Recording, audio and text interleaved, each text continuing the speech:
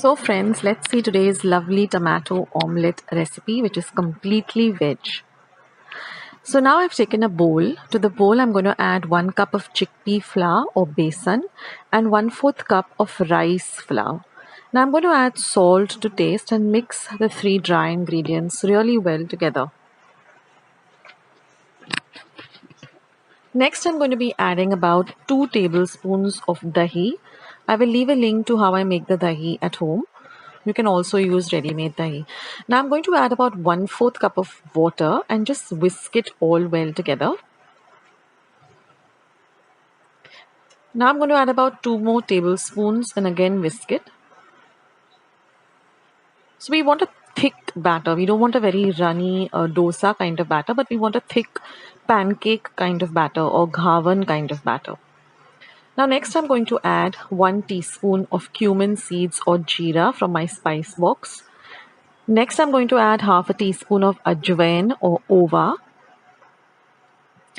1 teaspoon of red chili powder, and half a teaspoon of turmeric or haldi powder and half a teaspoon of asafoetida or hing.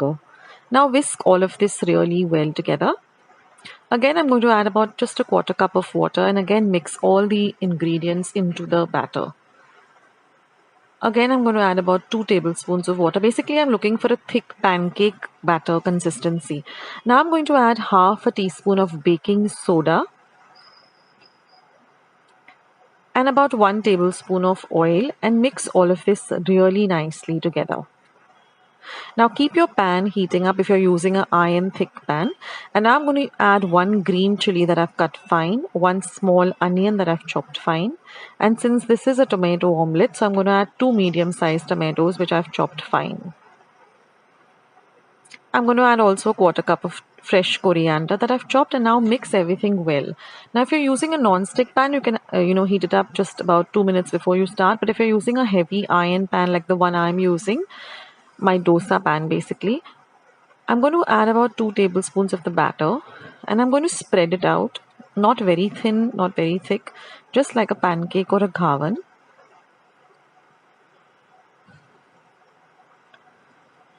So that it's evenly spread out. Keep your flame between low and medium. And now I'm just going to add a few drops of oil. You can also use ghee or clarified butter. Just a little, say about a 1/4 teaspoon. And then just swirl it around so that it goes all over the ghavan. Now we're just going to cover and cook it for half a minute. After half a minute, just loosen the edges. And then just flip it onto the other side and fry the other side as well. Now we're just going to fry it for about half a minute on this side.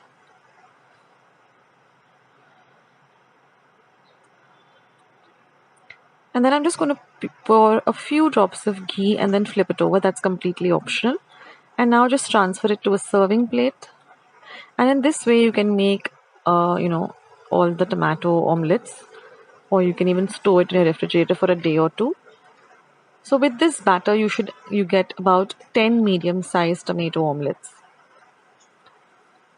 See that it's fried well, so that your pan is nice and hot.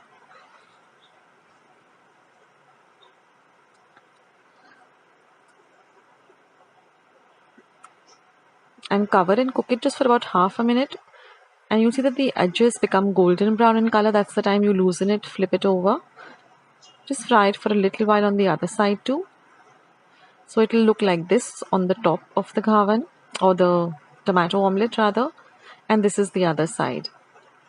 And serve this with some ketchup or green chutney. This is a great snack item or a breakfast item and it gets ready also very quickly. So do try out this recipe and I'll catch you in my next video. This is Akshata signing off. Bye.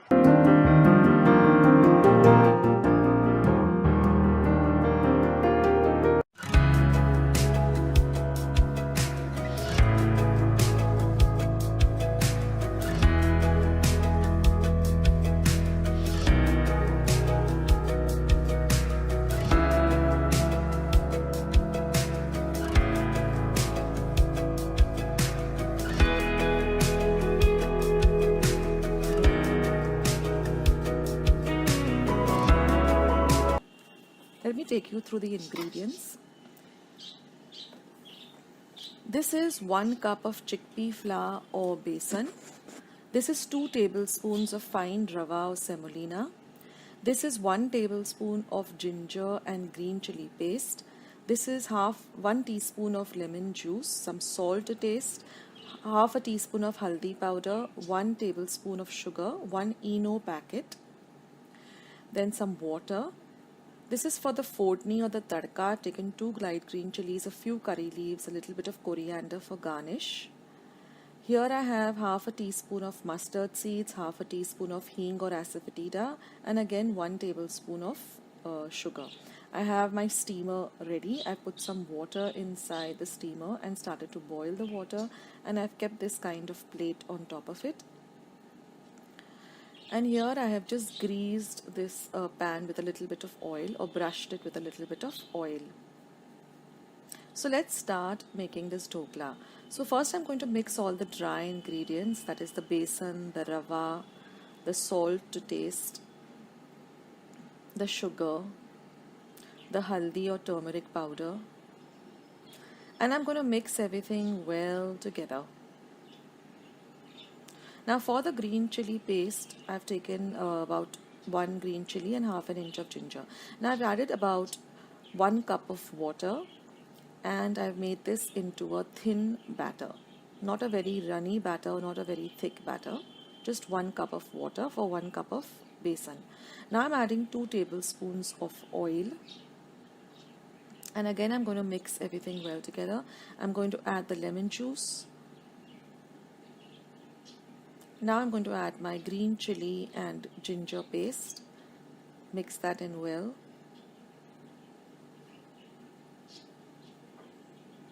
And now my steamer is ready, and when I'm just ready to put the dhokla into the steamer, I'm going to add the Eno and I'm going to mix it up well till the mixture doubles in size. Then I'm going to pour everything into the plate or the greased dish, and I'm going to put it into the steamer. Now I've closed the steamer and I'm going to steam it for exactly 20 minutes. Now after 20 minutes you can see that it starts leaving the sides of the pan, and also if you insert a clean knife you'll get it very clean.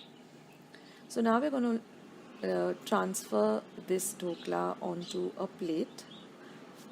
First I'm just loosen the edges,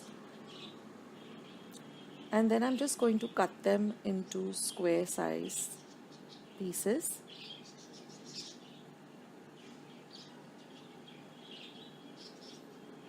And now I'm going to prepare my tadka or my fortni. So I've heated about 2 tablespoons of oil. In go my mustard seeds. When they begin to splutter, I'm going to fry the green chilies. Fry them really well.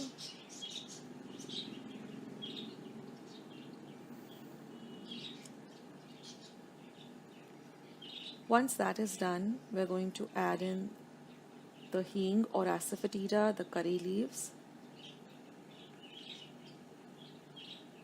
Mix everything well together. Then we're going to add in the sugar, and we're going to add about half a cup of water. Now you can turn your gas off and just mix everything well. And now we're just going to pour this over our dhokla and then garnish it with some fresh coriander, and your dhokla is all ready to enjoy.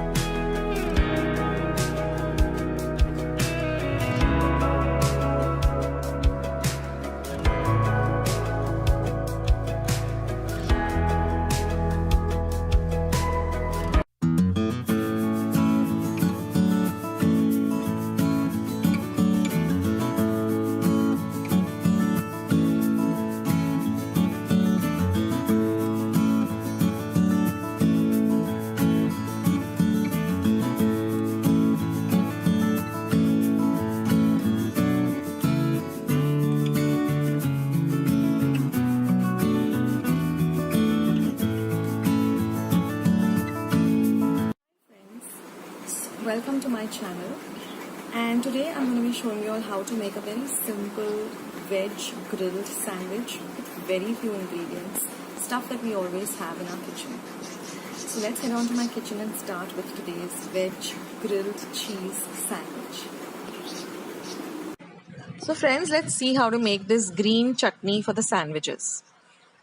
Now, I've taken about 3 light green chilies. These chilies are not really very spicy, but they add a lovely flavor. Just 2 small cloves of garlic, about 1 cup of fresh coriander, and about 1 inch of ginger. So I'm just going to add all of this to my mixer pot. And I'm going to add some salt. And grind this to a very fine paste. Now I'm going to also add a little bit of lemon juice, about half a lemon juice, half a lime, because that retains the lovely green color of the chutney and it also adds a beautiful flavor to the chutney. And once that is done, you can transfer the chutney to a bowl. So now let's start making this amazing veg cheese grilled sandwich. Now this sandwich is very simple to make and it has very few ingredients, stuff that we always have in our kitchen. So let's go through the ingredients. Now I've just chopped up some capsicum and some onions into thin strips or slices. Then I'm using some finely ground black pepper, some chaat masala, some grated cheese and some bread. Now I'm using brown bread, but you can use white bread too. Now I've got a pan heating on a low flame. I'm going to take my slices of bread. So I'm going to be making 2 sandwiches. So I've taken 4 slices of bread. Now I'm going to just apply some butter onto all the 4 slices. So you can just cut up your vegetables into thin slices like this, 1 capsicum and 1 onion. You can do it in advance so that you can just get the sandwich ready when you need to serve. And then I'm just going to spread some of the green chutney onto one side of the sandwich, so onto 2 slices. Then I'm just going to add some of the chopped up capsicum or green bell pepper. You can add as much or as little as you like. This adds a lovely crunch to the sandwich. And then I'm going to add up my thinly sliced onions.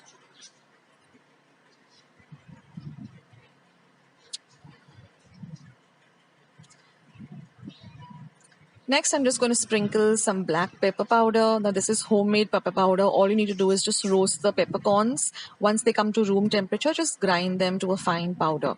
And then I'm just going to sprinkle some chaat masala. You can add as much or as little as you like. But the chaat masala also really elevates the taste of this sandwich and it really makes it very tasty. And then I'm just going to add some regular processed cheese, grated cheese. You can add mozzarella too, or any cheese that you regularly add to your sandwiches. Remember to heat your pan. You can use a sandwich pan or you can use a normal regular tawa or pan that we use. And then just apply a little bit of butter onto one side.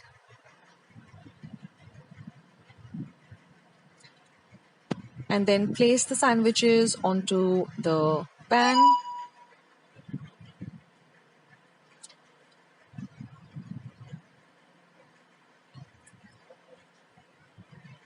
And just press them down. Now, one trick which I like to do, which makes the sandwiches really, compact, is just put a plate and then put some kind of a heavy object on top of it. So here I'm just putting this heavy item on this, and then after that, one side is golden brown. You just put butter onto the other side.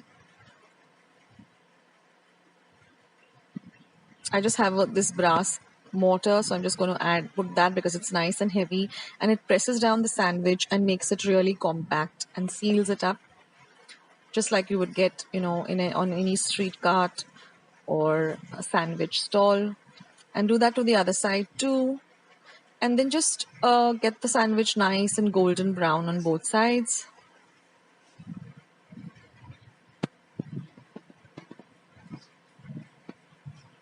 And that's as simple as it gets. This is really delicious and it gets ready also very quickly.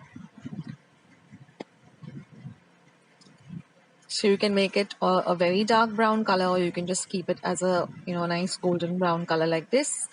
And then once you cut it up, you can see that the cheese has melted and everything is really looking amazing. So do try this out, friends.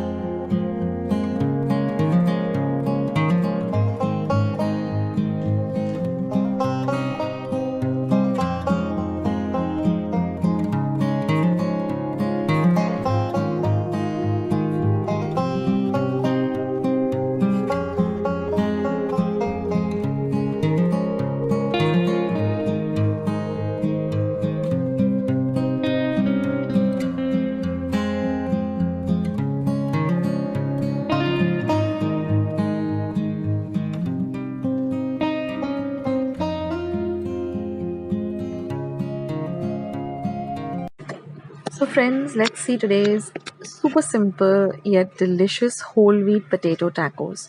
So first I'm going to make the dough for making the tacos. So here I've taken a bowl and I'm going to add about half a teaspoon of oil. To that I'm going to be adding 1 cup of whole wheat flour, the same flour that we use to make puris, chapatis.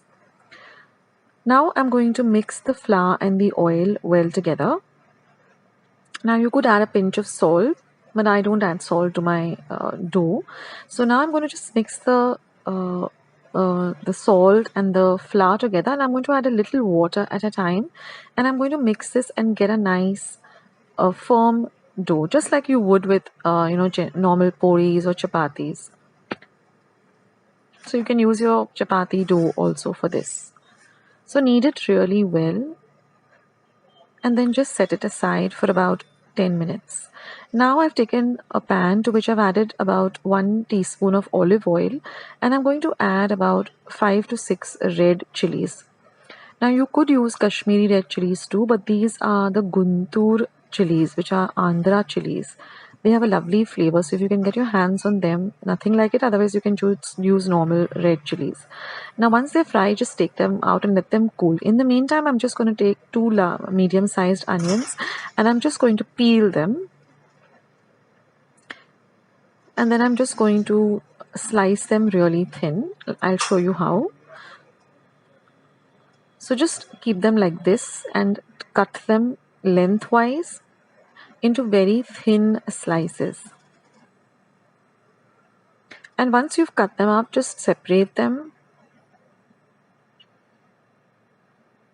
like I'll show you. And now we're going to add another half teaspoon of oil to the pan in which we fried the chilies, and we're going to fry these till they're nice and golden brown in color. So while they are frying and our chilies also have come to room temperature, we're just going to crush them roughly with our fingers, or you can even put them in a dry mixer. And we're going to grind them till we get something like this. Now I've taken 3 medium-sized potatoes and I've boiled them. I leave the instructions of how I boil the potatoes, and once they're boiled, I'm just going to peel them, and they have to be at room temperature or easy to handle. And I've taken 4 medium sized boiled potatoes, and I'm just going to crush them up roughly. Now I'm going to add this fried chilies mixture to it. Next, I'm just going to take a little bit of coriander, say about a 1/4 cup of coriander, which I've washed really well, and I'm going to chop it up really, really fine. So take a nice sharp serrated knife and just go over it about 2 or 3 times and chop it really, really fine.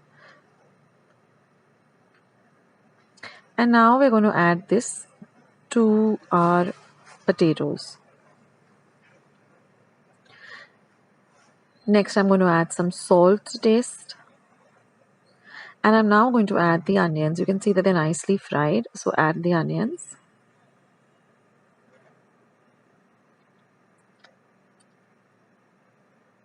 And now we're just going to mix this well, and we have to just add about 2 more ingredients. And our mixture will be ready, or our filling for the tacos will be ready. So now I'm just going to squeeze the juice of half a lemon. And then I'm going to add half a teaspoon of black pepper powder. Once that is done, mix everything well, and this is our mixture all ready. So now let's make the tacos. Now for that, I've taken a small ball-sized part of the dough, and I'm just going to roll it out like you would with a roti or a chapati or a poi. And now since we want them to be all even sized, I've just taken a katori or a bowl like this. I've placed it on it, and I'm just going to cut it up with my knife. Take off the excess, and you will get this kind of nice round roti. Because we're doing this because we want all of them to be even size. Now just place them on a plate. Keep your pan heating on a very low flame because we have to roast these rotis now. So just do this for all. I'm making 4 at the moment. And now we're just going to roast them on our tawa till they nicely, puff up. Keep your flame between medium to high and just keep turning them like this, and in some time they'll fluff up. So just keep pressing them down as they fluff up. And that's one ready. In the same way, I'm going to take it out once it's ready, and I'm just going to make the rest of them in the same way.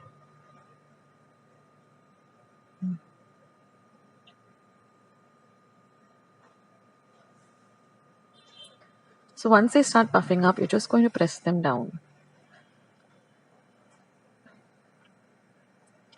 So in this way, I'm going to make 4 and keep them aside, and then we'll assemble our tacos. So now that they're ready, I'm going to show you how to assemble them. So take one of them on your, on a plate or on your rolling board. First, I'm going to add about half a teaspoon of tomato ketchup. Spread it out evenly. Next, I'm going to add half a teaspoon of red chili sauce. Next, I'm going to sprinkle a little bit of cheese just to one side like this, not in the center, but in the side. Then I'm going to put a little bit of the filling like this. Just place it gently like this. And then I'm going to sprinkle a little more of the cheese on the top. And then just press them together or fold one half like this. And just press it together. And once this is done, just keep it aside.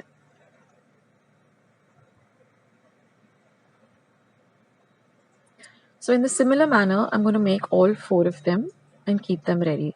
So first goes the tomato ketchup, the red chili sauce, a sprinkle of cheese, our filling, a little more cheese, and then just put it together. And then I'm going to heat just a little bit more of oil. I'm using olive oil. You can use regular oil. Just spread the oil out evenly. And then you're just going to place this ready taco on it, press it down, and you're just going to fry it till it's nice and crispy. Now, once it is done, just put it to the, just make the center of it also nice and crispy and lay it at the side. And in this way, you can prepare all four. Ensure that they're nice and crispy.